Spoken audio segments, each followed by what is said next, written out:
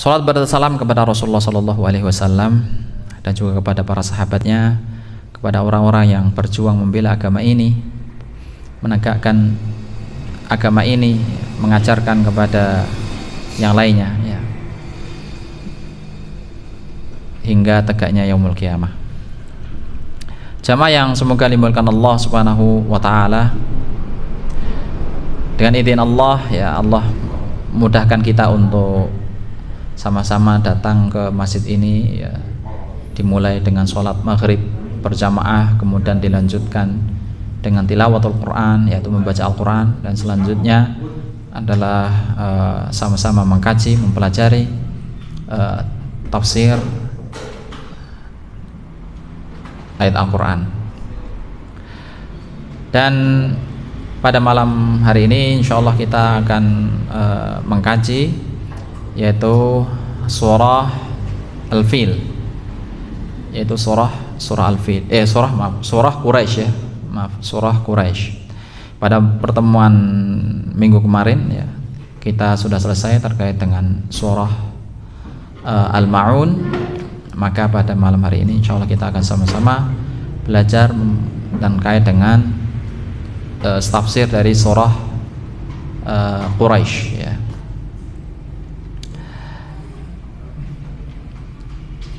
Tapi sebelumnya, ya, kita membaca dahulu, ya, surah Quraisy, ya, agar supaya kita paham, ya, kita ngerti apa yang kita sedang pelajari ini. A'udzu billahi minasy syaithanir rajim. Bismillahirrahmanirrahim. Li'ilafi Quraisy ilafihim rihlatash shita'i was-sayf فَلْيَعْبُدُوا رَبَّ هَذَا الْبَيْتِ الَّذِي أَطْعَمَهُم مِّن جُوعٍ وَآمَنَهُم مِّنْ خَوْفٍ. Ya, langsung kita masuk pembahasan tafsir surah Li'ilafi Quraisy wa hiya Makkiyah. Tafsir daripada surah Quraisy, ya, sebagian ada perbedaan pendapat terkait dengan surah ini, apakah turun di Makkiyah, apakah termasuk surat ini termasuk Makkiyah ataupun Madaniyah, ya. Dan surah ini menggambarkan terkait dengan Quraisy, yaitu orang-orang Quraisy. Quraisy itu adalah marga atau kabilah, klan, yang mana Rasulullah Shallallahu Alaihi Wasallam itu marganya adalah Quraisy, ya, Quraisy. Ya, nanti insya Allah kita akan tunjukkan terkait dengan nasab beliau, ya. Dan Quraisy ini sebenarnya apa? Kenapa disebut sebagai Quraisy? Ya, kita nanti sebut, kita insya Allah kita sama-sama pelajari. Qala katsirun minal mufassirin, ini kelihatan kan? Banyak dari para mufassirin mengatakan innal jar wal majrura muta'alliqun bi suratil lati qablaha. Para mufassirin itu berkata bahwa al jar wal majrur, ya, muta'alliqun itu masih berkaitan dengan surah sebelumnya. Jadi surah ini itu para mufassir berpendapat bahwa banyak dari para mufassir mengatakan bahwa surah ini masih ada hubungannya dengan surah sebelumnya, yaitu surah Al-Fil, alam taro kaifa fa'ala rabbuka bi ashabil fil, ya. Di akhir ayat di akhir ayat dari surah Al-Fil, faja'alahum ka'asfin ma'kul, ya.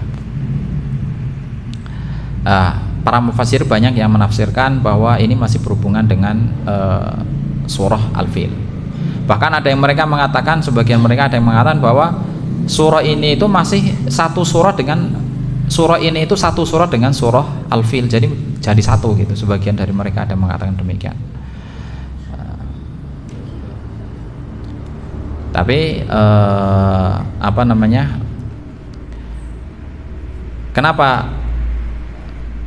surah ini masih ada kaitan dengan surah sebelumnya ya, karena kenikmatan yang diberikan ke Quraisy ya, disebutkan di situ. Di sini disebutkan maksudnya fa'alna ma fa'alna bi ashabil fil ya, kami telah lakukan fa'alna ma fa'alna bi ashabil fil, kami lakukan terhadap para ashabul fil ya, para pemilik gajah ya, li ajli Quraisyin, karena orang Quraisy, wa amanahum, dan memberikan keamanan kepada orang-orang Quraisy, wastaqamata masalihahum, dan karena orang-orang Quraisy itu lurus dan juga mereka menjaga kemaslahatan, wantidhama rihalatahum, dan juga karena mereka itu menjaga keteraturan rihlahnya fisyita'i, di musim dingin, lil Yamani, untuk bersafar ke negeri Yaman, wasaifa, dan mereka bersafar pada musim panas, li Syami, menuju negeri Syam ya. Syam itu kalau sekarang ada berapa negara? Kalau zaman sekarang ada berapa negara Syam itu sekarang? 4 negara. Apa saja?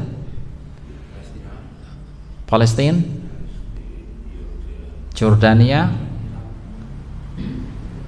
terus bukan Yaman itu selatan, bukan. Jadi Palestina, Jordania, terus bukan Irak, terus Syria, terus satu lagi Palestina, Jordania, Syria, terus yang satu lagi yang kecil, negara bagian kecil sekali negaranya itu, tinggal satu lagi negara yang paling kecil, Lebanon ya, Lebanon, Suriah, Palestina, Jordania. Nah itu adalah Syam. Kalau sekarang sudah dipecah menjadi 4 negara. Kalau zaman dahulu itu masih disebut sebagai Syam.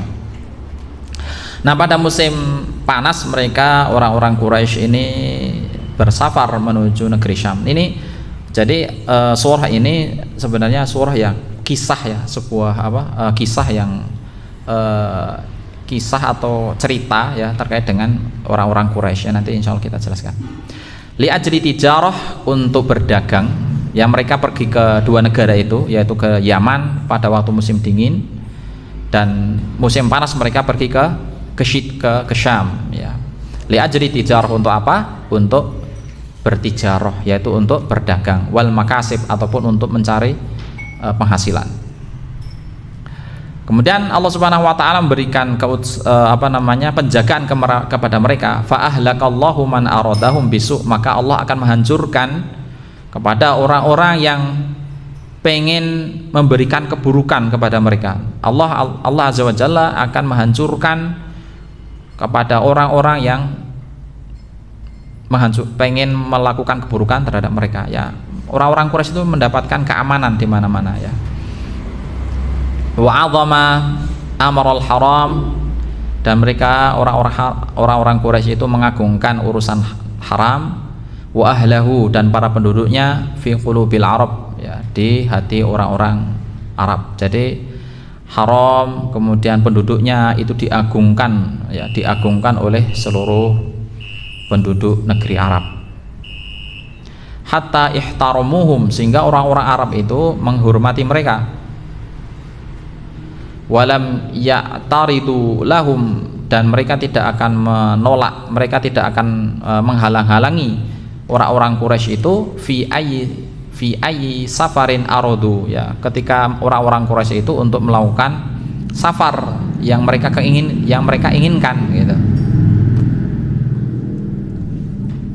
Jadi orang-orang Quraisy itu ketika mereka ingin bersafar ya kemana saja ya, ke negeri Syam ataupun ke negeri Yaman ya, mereka mendapatkan keamanan ya, mendapatkan keamanan.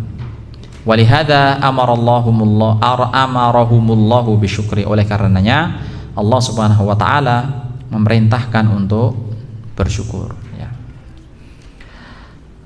Ini adalah dua ayat pertama ya. Kenapa sebenarnya Quraisy ini apa gitu ya. Sebenarnya ya saya akan memperlihatkan silsilah dahulu nih. Silsilah Nabi Shallallahu Alaihi Wasallam.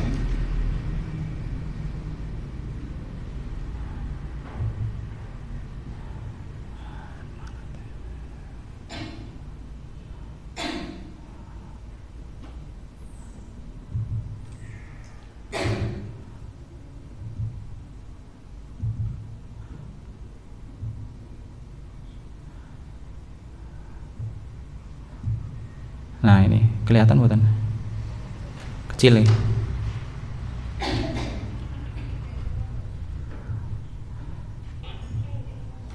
Nah ini adalah silsilah dari Nabi Muhammad Sallallahu Alaihi Wasallam. Jadi ini Nabi kita Muhammad Sallallahu Alaihi Wasallam bin Abdullah bin Abdul Muthalib bin Hashim bin Abdul Manaf bin Qusay bin Kilab bin Murrah bin Ka'ab bin Lu'ay bin Ghalib bin Fihr bin Fihr bin Malik bin Nadar bin Kinanah bin Khuzaimah bin Mudrikah bin Ilyas bin Mudar bin Nidar bin Ma'ad bin Adnan ya. Ini adalah silsilah Nabi Muhammad SAW. Nah ini semua ini disebut sebagai Adnaniyah. Kemudian Adnaniyah itu berarti anak keturunan Adnan. Adnan ini adalah anak keturunan dari Ismail. Jadi Ismail. Nah, ini jadi masih panjang sekali ya. Nah, Ismail punya anak namanya Haidir, kemudian seterusnya panjang ada namanya Adnan. Nah, Adnan itu punya banyak anak ya, salah satunya dia adalah Ma'ad, hingga ya anak keturunannya itu disebut sebagai Adnaniyah. Nah, dari Adnaniyah itu keluar namanya suku, salah satunya adalah Quraisy ya, Quraisy. Jadi Quraisy itu adalah sebuah nama atau sebuah gelar, sebuah julukan sebuah julukan terhadap seseorang ya. Quraisy ya, terhadap seseorang. Jadi ada perbedaan pendapat. Yang pertama di sana adalah Malik ya, Malik bin Nadar. Ada juga yang mengatakan adalah Fihr bin Malik. Jadi ada antara dua orang ini, yaitu Malik ataupun Fihr ya. Kemudian kenapa disebut sebagai Quraisy ya, julukannya disebut sebagai Quraisy ya, karena yang pertama mereka ini terkenal dengan kedermawanannya. Mereka itu suka berbagi ya, menolong orang-orang yang lemah ya, membantu orang-orang yang membutuhkan gitu. Jadi terkenal dengan kedermawanannya. Kemudian yang kedua itu pendapat yang kedua adalah karena mereka itu ahli dalam berdagang ya, karena letak geografis yang begitu sulit di tengah padang pasir, yaitu di Arab Saudi ya, di Arab sana ya. Maka kemudian mereka berdagang dan keahliannya mereka itu adalah berdagang, maka disebut sebagai Quraisy ya. Ya, kemudian pendapat yang selanjutnya ya, di antara orang kenapa mereka disebut sebagai Quraisy, pendapat selanjutnya adalah karena mereka itu ibarat ikan hiu yang besar ya, ikan hiu yang besar yang kemudian mereka itu ikan itu bisa mendominasi dari berbagai macam ikan gitu. Jadi ikan hiu itu kan bisa mendominasi berbagai macam ikan, bisa mengalahkan ikan-ikan yang lain ya. Quraisy pun juga demikian. Yang tadinya Quraisy itu ya orangnya kecil ya, kelompoknya itu kecil dibanding dengan kabilah-kabilah yang lain ya. Belum lagi Quraisy itu terpecah ada dua kelompok ya, ada Quraisy yang hidup di tengah kota, ada Quraisy yang hidup di pinggiran kota ya. Kalau Quraisy yang hidup di pinggiran kota itu disebutnya Quraisy Dhawahir ya, karena mereka itu hidup di di pinggiran kota. Sedangkan Quraisy yang hidup di tengah kota, ya tengah-tengah kota, itu namanya Quraisy Batain. Ya. Satu sisi juga karena memang disebut apa namanya ya, ikan hiu itu disebut sebagai Hirosh ya. Hirosh itu akhirnya berubah menjadi Quraisy. Ada juga yang mengatakan disebut Quraisy itu karena mereka berhasil mengumpulkan anak keturunan Kinanah ya, anak keturunan Kinanah. Jadi siapa ini? Malik Fakhr ya, itu berhasil mengumpulkan anak keturunan Kinanah. Anak keturunan Kinanah itu berhasil dikumpulkan, yang terpecah ada yang hidup di pinggiran ya, dan juga yang hidup di tengah kota, berhasil dikumpulkan oleh Qusay ya, yang mengumpulkan itu, maka disebut sebagai Quraisy ya. Nah, dengan sebagian pendapat itu, akhirnya beberapa pendapat itu, maka akhirnya itulah yang namanya Quraisy ya. Quraisy itu adalah sebuah julukan beberapa kelompok, beberapa keluarga ya, beberapa keluarga yang berasal dari ini Fihr ya, berasal dari Kinanah bin Nadhr bin Malik bin Fihr ya. Nah, ini julukan Quraisy itu berawal dari sini, antara Malik bin Nadhr ataupun Fihr. Ini anak sama ayah ya, Fihr, nama lainnya adalah Quraisy.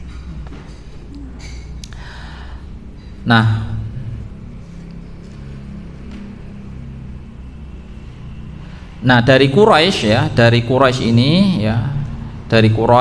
ini kan Quraisy sudah kemudian dikumpulkan oleh Qusay ya,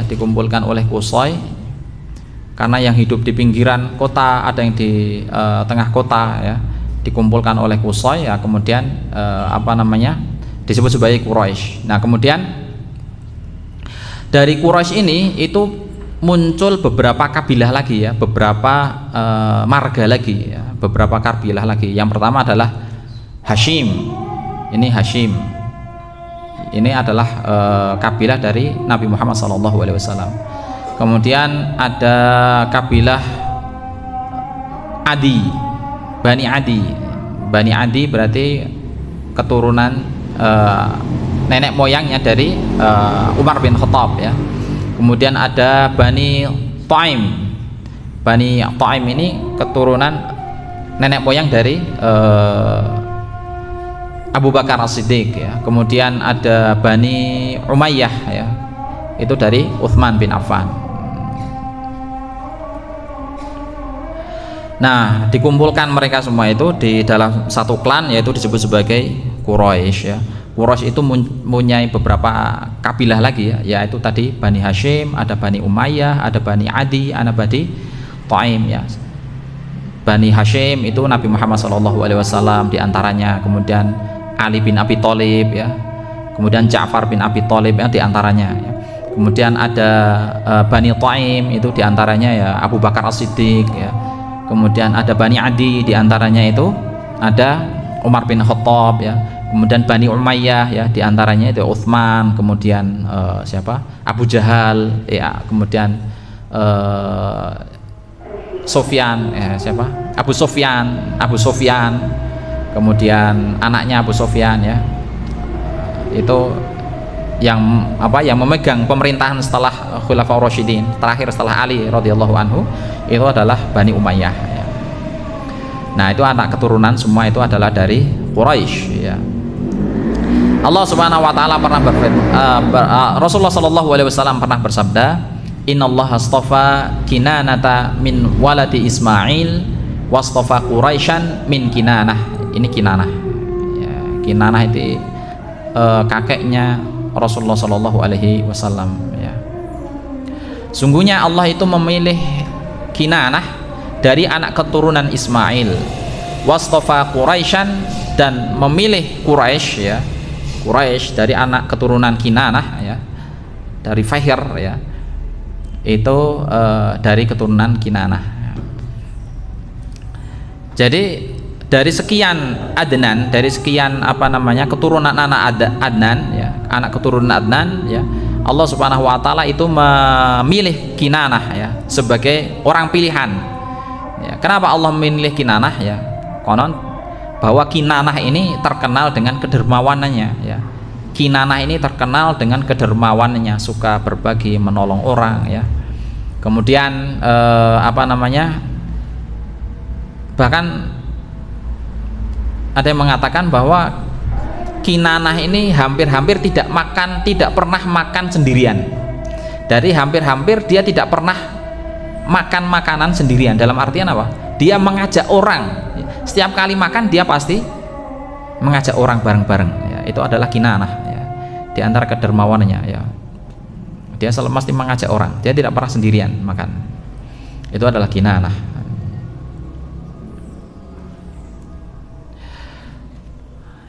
Li'ilafi Quraisyin ya, karena kebiasaan orang-orang Quraisy. Nah, nanti akan dijelaskan ya selanjutnya.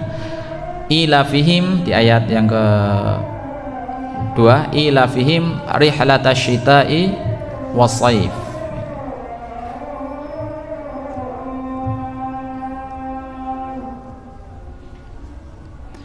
Ilafihim rihlatasyita'i was-shaif, yaitu kebiasaan mereka adalah berpergian pada musim dingin dan musim panas ya.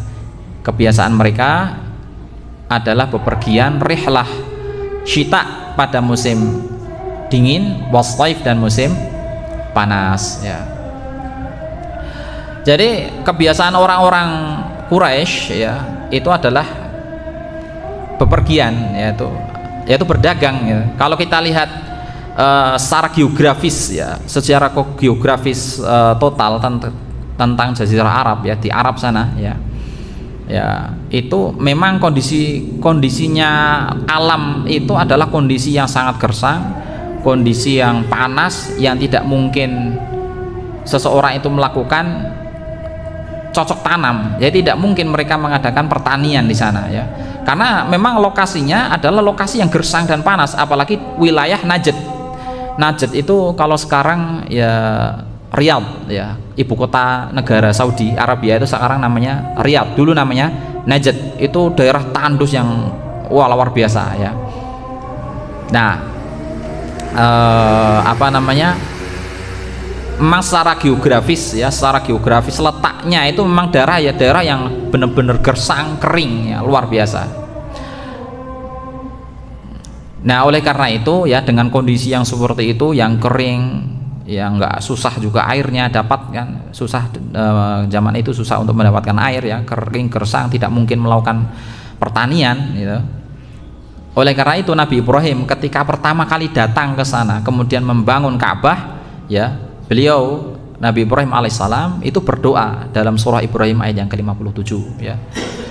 Rabbana inni askantu min dzurriyyati biwadin ghairi dzar'in inda baitikal muharram. Rabbana inni askantu, Rabbana ya Allah ya Rabb kami, inni askantu min dzurriyyati, aku itu meninggalkan dari anak keturunanku, biwadin, di suatu lembah, ghairi dzar'in, yang mana lembah itu tidak mungkin untuk dilakukan, tidak mungkin lembah itu tidak mungkin dilakukan yang namanya dzar'in, melakukan cocok tanam ya, lembah yang benar-benar kering ya, susah air, benar-benar kering ya. Inda baitikal muharram, di samping rumahmu al muharram al haram. Rabbana liyuqimus shalah ya Allah ya, kami tinggal di sini ya, di tanah yang kering, yang tidak mungkin diadakannya pertanian di sini, yang tidak subur tanahnya ya, kami di sini untuk yuqimus shalah, menegakkan shalah. Faj'al af'idata minanas, maka jadikanlah hati-hati manusia itu tahwi ilaihim, condong ke tempat ini gitu, condong ke, yaitu ke tempat Mekah itu, ke Ka'bah itu. Warzuqhum minats thamarati la'allahum yashkurun, dan berikanlah rizki kepada mereka ya, berikanlah rizki kepada anak keturunanku ya, kepada orang-orang yang tinggal di situ, kepada orang yang mengagungkan Baitul Haram ya, la'allahum yashkurun, supaya mereka bersyukur. Nah, karena kondisi yang demikian tandus ya, kondisi yang demikian kering, yang tidak mungkin dilakukan pertanian ya, bahkan air pun susah, maka terpaksalah orang-orang Arab ya ketika itu ya, orang-orang Arab Quraisy itu terpaksa mereka untuk menyambung kehidupannya adalah yaitu dengan terus bergerak aktif dinamis untuk berdagang gitu, untuk berdagang ya. Dan hebatnya orang-orang Quraisy ya, jadi hebatnya orang-orang Quraisy itu adalah bisa memanfaatkan letak geografis yang sedemikian rupa kekeringan, yang kalau orang itu melihat itu tidak mungkin dilakukan pertanian dan lain sebagainya, karena memang tempat itu adalah tempat yang kering kerontang ya, tidak ada air dan susah untuk dan tidak mungkin dilakukan pertanian. Hebatnya orang-orang Quraisy itu adalah menjadikan kondisi yang sedemikian rupa itu ya, apalagi di sana adalah ada Ka'bah ya. Kemudian karena Ka'bah itu sebagai tempat warisan haji dari Nabi Ibrahim alaihissalam, maka dijadikanlah tempat Mekah itu adalah sebagai tempat berkumpulnya para orang-orang, dalam artian mereka itu mendirikan pasar gitu, mendirikan pasar. Karena masalah geografis ya, meskipun Mekah ya itu adalah tanah yang begitu kering ya, kerontang, kemudian tidak ada air, tidak mungkin dilakukan cocok tanam. Karena memang secara geografis di sebelah selatan ya itu berhubungan dengan Yaman, sedangkan utara itu berhubungan dengan Syam. Pada zaman itu ya, pada zaman itu Syam itu dikuasai oleh orang-orang Romawi, sedangkan daerah Yaman itu ada negeri yang subur ya, negeri yang subur terutama di wilayah atau di kota Son'a ya. Itu adalah negeri yang subur. Nah, ketika orang Yaman pengen berdagang ke Syam, maka secara otomatis mereka harus melewati Mekah. Demikian juga sebaliknya, orang-orang Syam yang pengen berdagang untuk ke Yaman harus melewati negeri Mekah ya. Nah, dengan letak kondisi yang seperti itu akhirnya dimanfaatkanlah oleh orang-orang Quraisy ya, terlebih lagi haji untuk berdagang itu. Jadi untuk mengambil manfaat seperti itu, membuat manajemen ketika itu. Wah, zaman itu sudah ada manajemen luar biasa. Di satu sisi juga penguasa Mekah ya, yaitu Bani Khuza'ah ya, sebelum Quraisy. Jadi Quraisy itu waktu itu masih di pinggiran, masih hidup di pinggir-pinggir, yang satu di pinggiran ya, Bani Zuhair ya, Quraisy Zuhair, yang satu di tengah kota gitu. Tapi mereka belum mengendalikan Mekah. Yang mengendalikan Mekah itu adalah orang-orang Khuza'ah, Bani Khuza'ah, karena Quraisy itu masih kecil itu, kelompoknya itu kecil ya. Keluarga klannya itu kecil, berbeda dengan Bani Khuza'ah. Di sana kan ada Bani Khuza'ah, kemudian ada Bani Hawazin ya, kemudian beberapa bani yang lain yang jauh jumlahnya itu jauh kalah besar. Dan yang mengendalikan Mekah ketika itu adalah Bani Hawazin ya, Bani Khuza'ah ya. Oleh karena itu yang pertama kali membawa berhala ya, yang pertama kali membawa berhala ke Mekah ya, itu siapa namanya kalau lupa saya. Itu kan anak dari keturunan Khuza'i, dari keturunan Khuza'ah ya. Yang pertama kali membawa berhala ke Mekah itu adalah Amr bin Luhai al-Khuza'i ya, dari Bani Khuza'ah ya. Jadi konon si Amr bin Luhai al-Khuza'i ini itu berdagang bersafar ke Syam, kemudian melihat di sana itu orang-orang itu menyembah berhala, menyembah patung ya, sementara di Ka'bah itu tidak ada patung gitu. Kemudian dalam rangka untuk agar semakin di Mekah itu semakin ramai, akhirnya patung-patung berhala-berhala yang ada di di Syam itu dibawa oleh Amr bin Luhai ini ke Mekah. Ya pertama dibawa oleh satu ya, pertama kali dibawa hanya satu berhala, yaitu Hubal, pertama kali dibawa ke Syam ke Ka'bah itu ya, Hubal. Kemudian ya terus kemudian karena memang Bani Khuza'ah ini tidak bisa mengelola Mekah, karena memang di sana juga banyak perampok juga itu kan, karena mereka banyak dilakukannya pemalakan, perpajakan dan lain sebagainya, pajak yang besar, kemudian pemerasan terhadap beberapa klan ya. Kemudian keadaan yang kondisi semerawut itu akhirnya muncullah Qusay tadi itu ya. Nah, Qusay ini ya, Qusay ya. Nah ini Qusay mbahnya dari Nabi kita Muhammad SAW yang kurang lebih 100 tahun sebelum kedatangan Nabi Muhammad SAW. Qusay bahkan mungkin lebih ya, lebih dari 100 tahun, mungkin 200-an tahun sekitar itu, 200-an tahun sebelum kedatangan Nabi Muhammad SAW itu Mekah dikendalikan oleh Qusay ya. Nah Qusay ini yaitu apa namanya, hebatnya dia itu membangun bangunan, pertama kali membangun bangunan di sekitar Ka'bah, karena ketika sebelum kedatangnya Qusay ya, orang-orang itu menganggap ya sekitar Ka'bah itu adalah wilayah ya, tempat yang sakral, yang suci, yang keramat gitu, sehingga kalau mau pengen membangun bangunan itu pada ketakutan gitu. Karena ya apa ya, takut kualat lah intinya kayak gitu, karena memang itu adalah tempat yang benar-benar sakral, suci sekali gitu, keramat lah istilahnya. Nah orang yang pertama kali membangun bangunan di sana yang dia gunakan untuk tempat pertemuan ya, tempat berdiskusi, tempat sebelum apa namanya, pembekalan sebelum berangkat untuk berjualan, bersafar untuk berdagang ke negeri Syam atau ke negeri Yaman, yaitu adalah Qusay yang pertama kali membangun bangunan. Namanya bangunan itu adalah Darun Nadwah ya. Darun Nadwah itu adalah bangunan pertama kali yang dibangun oleh Qusay, yang digunakan untuk berdiskusi ya, ada masalah apa mereka berdiskusi di sana sebelum berangkat apa namanya ke Syam, belum berdagang ke Yaman ya. Itu semua itu para pembesar Quraisy itu mereka mengumpul di situ, kemudian ya berdiskusi di sana ya. Bahkan ya Darun Nadwah itu terus ada hingga zamannya ya Nabi Muhammad SAW gitu kan.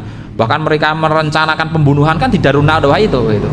Bahkan setelah Fathul Makkah pun Darun Nadwah masih tetap ada. Terakhir itu di masa pemerintahannya siapa, anak keturunan dari Abi Sufyan ya, Umayyah bin Abi Sufyan ya. Terakhir itu adalah di masa pemerintahannya Umayyah bin Abi Sufyan. Darun Nadwah itu dijual ke Umayyah bin Abi Sufyan yang sebagai khalifah ya. Nah apa namanya, jadi yang mengumpulkan orang-orang Quraisy ya, yang tadinya ada di pinggiran, yang adanya di apa namanya di tengah kota ya, dikumpulkan, yang kemudian dibangunlah sebuah tempat yang mana tempat itu digunakan untuk berdiskusi ya dengan kabilah-kabilah dengan Quraisy yang lain ya, yaitu disebut sebagai Darun Nadwah. Kemudian nah ini Abdul Manaf ya, ini Abdul Manaf, anak keturunannya Qusay namanya Abdul Manaf ya. Nah, Abdul Manaf ini adalah dia itu yang memperkuat ya, hubungan politik dengan kabilah-kabilah yang lain gitu. Jadi setelah Quraisy ini dikumpulkan oleh Qusay ya, itu kemudian setelah Qusay meninggal ya, kemudian kepemimpinan itu dipegang oleh anaknya yaitu Abdul Manaf ya, pemimpin tertingginya. Nah kemudian Abdul Manaf ini melakukan memperkuat hubungan hubungan antar marga, hubungan antar kabilah ya, diperkuat dengan kabilah-kabilah yang lain di sekitarnya ya, itu yang dilakukan oleh Abdul Manaf ya. Ya dengan bani-bani yang lain ya, dengan Bani Khuza'ah, Bani Hawazim, Hudzail dan lain sebagainya. Kemudian setelah itu Hashim ya. Nah pada masa Hashim ini itu apa namanya, Quraisy itu memperkuat ekonomi ya, memperkuat ekonomi Quraisy ya. Quraisy itu membentuk penguatan ekonomi sehingga Hashim itu bersafar berserta dengan saudaranya yang lain, itu mereka bersafar ke Syam, ke Syam, ke Persia, kemudian ke Yaman dan lain sebagainya. Mereka itu melakukan penguatan hubungan kerjasama antar negara luar ya, yang di Mekah maupun yang ada di Romawi ya, yang ada di Syam yang ketika itu di bawah kekuasaan Romawi. Dalam artian ya membuat sebuah visa yang minta jaminan keamanan ya, minta jaminan keamanan antar kedua belah negara ya. yaitu yang pertama adalah kepada pihak Syam dan yang kedua adalah dari pihak Mekah ya. Jadi sehingga yang namanya perdagangan itu agar supaya mendapatkan jaminan keamanan ya. Jadi yang dari Syam mereka datang ke datang ke Mekah ya, kemudian dari Yaman mereka datang ke Mekah, itu mereka sama-sama mendapatkan jaminan keamanan sehingga tidak ada yang memalak, tidak ada yang merampok dan lain sebagainya. Karena pada zaman itu ya selain Quraisy dan kebanyakan orang yang berdagang ke luar negeri, entah itu ke Syam, ke Irak, mereka berangkat pulang-pulang tinggal nama gitu. Jadi tidak sampai kembali lagi ke negaranya, mereka sudah mati di tengah jalan karena dirampok dan sebagainya. Jadi tujuannya Hashim itu adalah menjalin kerjasama, memperkuat kerjasama, ya, kemudian menjalin agar menghilangkan yang namanya perampok dan lain sebagainya. Dan mereka itu membuat suatu pasar ya, namanya pasarnya itu yang terletak di sekitar Makkah ya, kurang lebih ya di sekitar Makkah ya, nggak jauh dari Makkah. Nah, pasar itu adalah pasar musiman ya, pasar musiman. Nah, pasar itu ya, yang dibuat oleh orang-orang Quraisy ya, pasar itu adalah pasar yang mana pasar yang paling lengkap, pasar yang terbaik ketika itu ya. Dan itu adalah pasar musiman. Jadi waktu-waktu tertentu saja. Cuma itu ketika pasar itu ada, itu semua ada ya. Bahkan yang datang ke situ itu bukan hanya para pedagang biasa, bahkan para kepala-kepala Quraisy, kepala-kepala suku ya, bahkan para raja-raja itu mereka datang ke sana untuk membeli, untuk berdagang dan lain sebagainya gitu ya. Karena sudah ya, sebaiknya adzan dulu sebelum kita lanjutkan.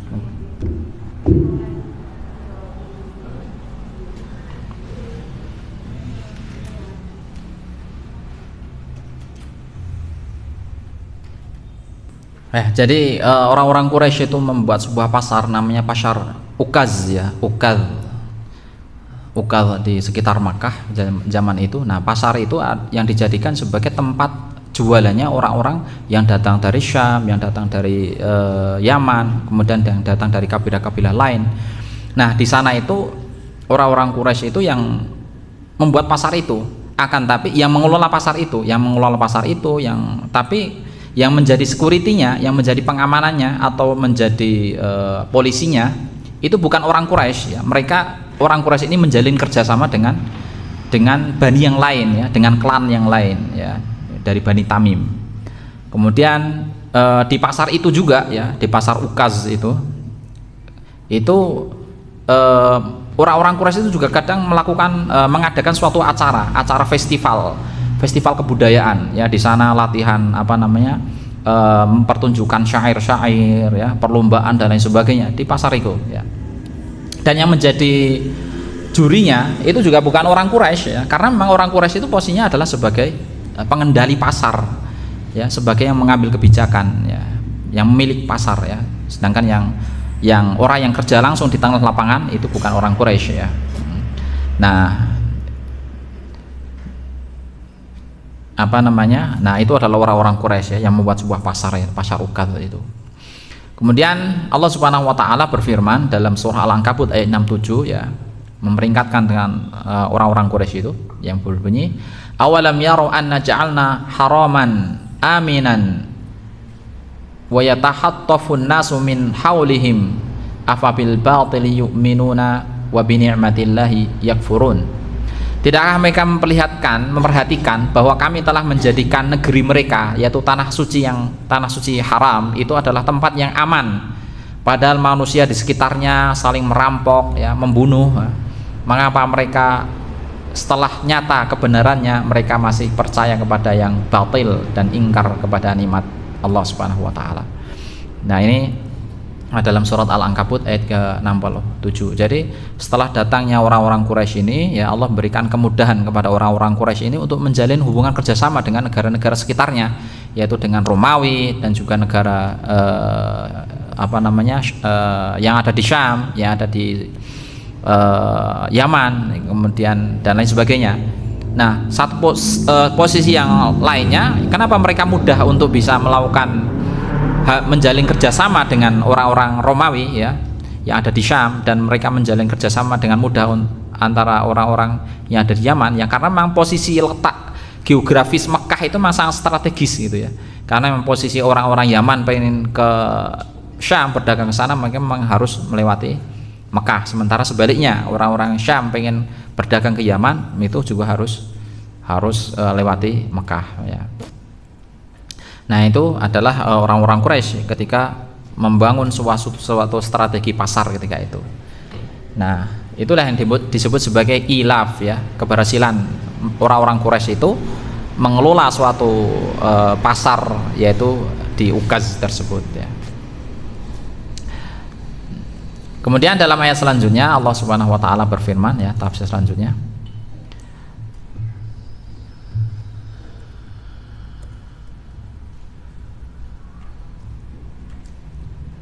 Falyabudu rabb hadzal bait, maka hendaklah mereka itu beribadah kepada pemilik rumah ini.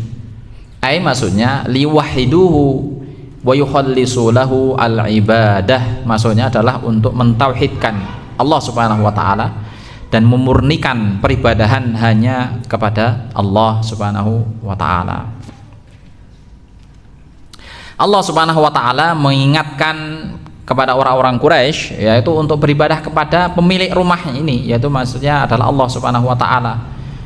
Yang mana orang-orang Quraisy itu banyak diberikan kenikmatan oleh Allah Subhanahu wa taala ya. Oleh karena itu sebagai bentuk rasa syukur mereka atas karunia kenikmatan yang begitu luar biasa banyaknya ya Allah berikan kepada mereka, ya mereka diperintahkan untuk beribadah kepada Allah Subhanahu wa taala ya, diperintahkan untuk beribadah kepada Allah Subhanahu wa taala ya. Yang jadi pertanyaan, apakah mereka sebelumnya ya, apakah mereka tidak beribadah kepada Allah gitu kan? Apakah sebelum datangnya Nabi Muhammad SAW mereka tidak beribadah kepada Allah? Ya maka jawabannya ya mereka beribadah kepada Allah. Akan tapi peribadahan mereka itu tercampuri dengan urusan-urusan jahiliyah gitu kan. Ya di sana ada 360-an patung ya, 360-an berhala. Belum lagi urusan-urusan jahiliyah yang lain ya. Mereka suka tatoyur ya, mengundi nasib misalnya hari ini nasib hari ini bagus apa enggak ya, akhirnya dilemparkannya burung itu larinya kemana gitu ya. Wah kalau burung itu larinya ke selatan sementara dia menuju ke utara, wah berarti ini sudah nggak baik gitu, kayak gitu. Sementara mereka itu sudah berhasil dari sisi ekonominya gitu. Ya ada tatoyur ya, ada ya macam-macam lah mitos-mitos ya seperti itu. Oleh karena itu perintahnya adalah ketika Rasulullah SAW datang ya di tengah-tengah mereka, itu adalah perintahnya adalah untuk memurnikan ketauhidan, memurnikan peribadahan hanya kepada Allah Subhanahu wa taala. Rasulullah SAW pernah mengecek ya kepada sesama Quraisy ya. Ya Rasulullah bertanya kepada namanya Husay, bukan Qusay ya. Kalau Qusay itu kan nenek moyangnya. Nah, ini kepada orang yang namanya Husay. Rasulullah bertanya, "Kam ta'budul yaum?" Ya. Berapa kali Anda beribadah dalam sehari ya. Maka si Husay ini menjawab, "Sab'ah." Aku beribadah kepada Tuhan ya 7 kali katanya. "Sittatun fil ardi wa wahidatun fis sama." 6 Tuhan itu ada di bumi, sedangkan 1 Tuhan itu ada di langit gitu. Kemudian Rasulullah melanjutkan pertanyaannya, "Ayyuhum ta'budu li rahmatika aw li rahmatika?" Tuhan mana yang sekiranya kamu itu takut ketika kamu itu benar-benar butuh? Tuhan yang mana yang kamu sembah? Ketika kamu itu benar-benar butuh, ketika kamu itu benar-benar takut, maka orang ini menjawab, "Alladzi fis sama," yaitu Tuhan yang ada di langit. Nah, dari ini kan menunjukkan bahwa memang pada zaman itu orang Quraisy pun sudah beribadah kepada Allah Subhanahu wa taala, cuma ibadahnya itu masih menganggap bahwa di sana tuh ada Tuhan-Tuhan yang lain gitu. Jika ya Tuhannya itu dia ciptakan sendiri ya, dia buat sendiri. Jadi ketika bosan ya dia buang ya. Ketika bosan ya dia tidak pakai lagi Tuhannya itu ya. Jadi membuat tandingan-tandingan ya, membuat tandingan-tandingan Tuhan. Ya, itu perintah Allah Subhanahu wa taala melalui lisan Rasulullah sallallahu alaihi wasallam untuk mentauhidkan Allah Subhanahu wa taala. Falyabudu rabb hadzal bait ya. Oleh karena itu Rasulullah datang di tengah-tengah kaumnya, yaitu tengah-tengah orang Quraisy ya. Kemudian menyampaikan firman Allah ini, maka hendaklah kalian itu beribadah kepada pemilik rumah ini, yaitu Al-Haram ya. Terus kenapa Allah Subhanahu wa taala tidak memerintahkan kepada Rasulullah sallallahu alaihi wasallam atau tidak menurunkan ayatnya secara langsung menyebutkan fal ya'budullaha, tapi kenapa disebutkan fal ya'budu rabb hadzal bait ya? Kenapa kok disebut dengan pemilik Tuhan ini, pemilik rumah ini ya? Bukan hendaklah kalian tuh beribadah kepada Allah secara langsung, tapi kok kenapa disebut fal ya'budu rabb hadzal bait? Maka hendaklah kalian itu beribadah kepada pemilik rumah ini. Kenapa disebutkan dengan pemilik rumah ini itu? Rabb hadzal bait, kenapa itu? Kenapa disebutkan seperti itu? Maka yang pertama adalah ya untuk membedakan antara Allah dan berhala-berhala sekelilingnya ya, untuk membedakan bahwa Allah yang menciptakan ya, Allah yang memelihara alam semesta ini ya, membedakan bahwa Allah dengan berhala-berhala yang ada sekelilingnya. Kemudian yang kedua adalah dalam rangka untuk mengingatkan nikmat Allah yang Allah berikan kepada mereka. Oleh karena itu yang ditonjolkan adalah Ka'bah ya, karena orang-orang sekitar orang Arab ya, orang-orang Arab ketika itu dan juga negara-negara sekitarnya itu mengakui bahwa Mekah itu adalah tempat yang sangat suci, tempat sakral. Bahkan setiap tahun yaitu mereka melakukan ibadah haji ya, yang ada yang datang dari Syam ya, dari negara-negara yang lain itu. Kemudian yang ketiga adalah untuk mengingatkan bahwa yang disembah bukan Ka'bah, bahwa yang disembah adalah Allah Subhanahu wa taala ya. Ka'bah itu hanya sebagai simbol untuk ya, hikmahnya adalah untuk menyatukan arah dalam beribadah kepada Allah Subhanahu wa taala. Ya, satu sisi adalah untuk membantah orang-orang yang yang membuat keraguan-raguan ya terhadap kaum muslimin yang lainnya, bahwa dikiranya dikiranya umat Islam itu beribadah menyembah yang namanya menyembah batu gitu, padahal bukan ya, bahwa kaum muslimin itu beribadah kepada pemilik al-bait tersebut ya, yaitu Allah Subhanahu wa taala. Kemudian yang kedua ya adalah untuk sebagai bentuk ketaatan kepada Allah Subhanahu wa taala ya. Kenapa beribadah, kenapa sholatnya ya, kemudian ibadahnya itu menghadap Ka'bah ya? Ya karena memang perintah Allah Subhanahu wa taala ya, sebagaimana disebutkan dalam surah Al-Baqarah ayat 144. Kemudian ayat yang selanjutnya, alladzi at'amahum min ju'in wa amanahum min khauf ya. Yang mana Allah Subhanahu wa taala ya telah memberikan makanan kepada mereka ya, untuk menghilangkan ju', untuk menghilangkan rasa lapar, wa amanahum, dan memberikan keamanan kepada mereka ya dari rasa ketakutan ya.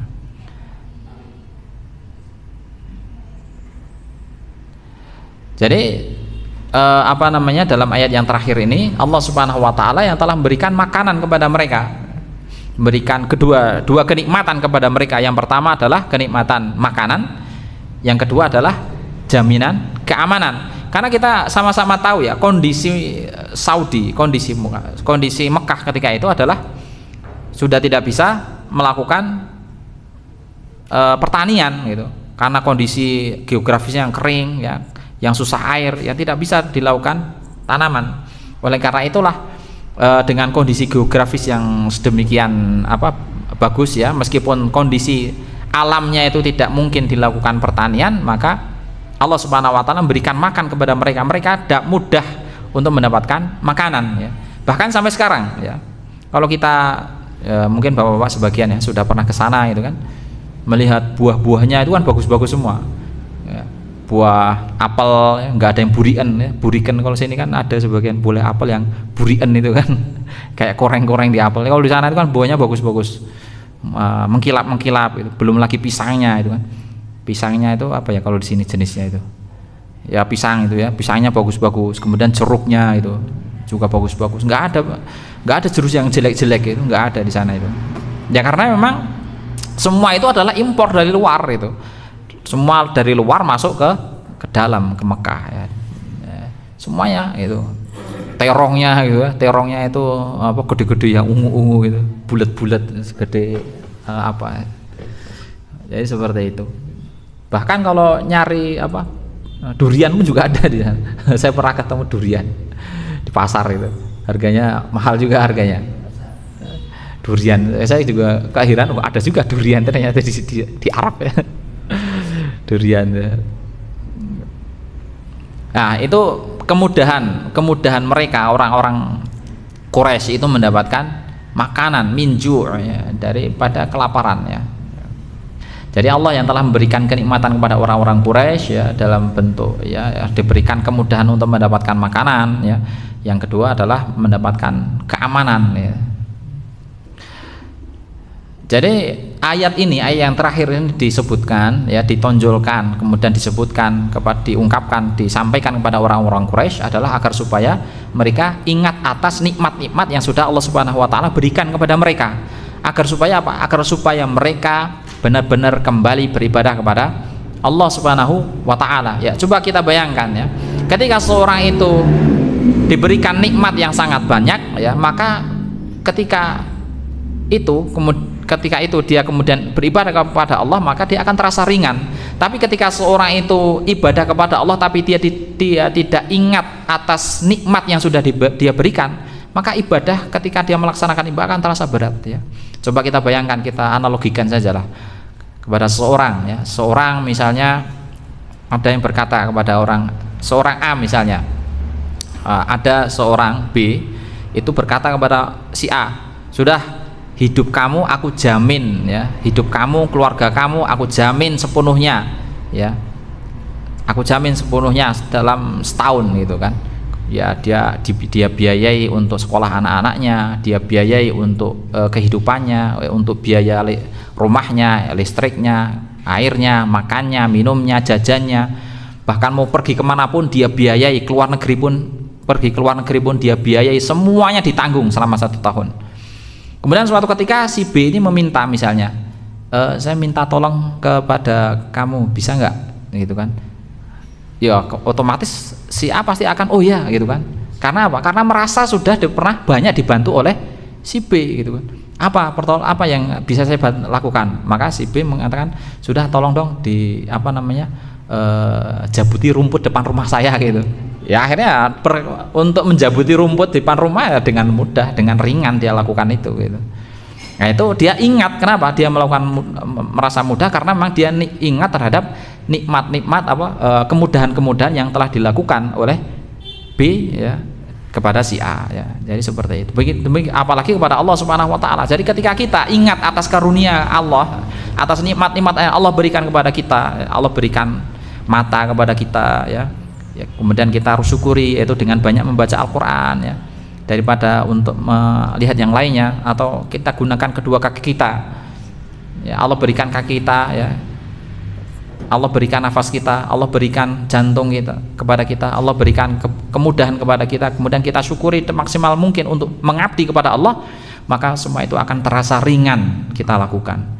Tapi ketika kita tidak ingat terhadap karunia dan nikmat yang Allah berikan kepada kita ya, sekecil apapun kita tidak ingat, maka ibadah itu akan terasa berat ya.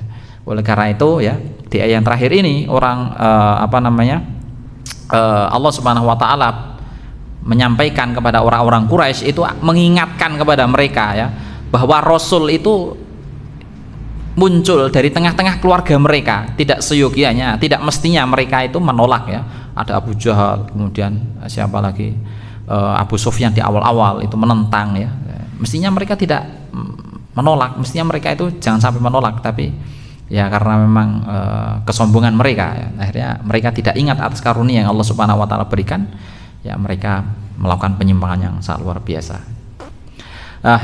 Ya jadi demikianlah dari kajian tafsir dari surah Quraisy ya, surah Quraisy.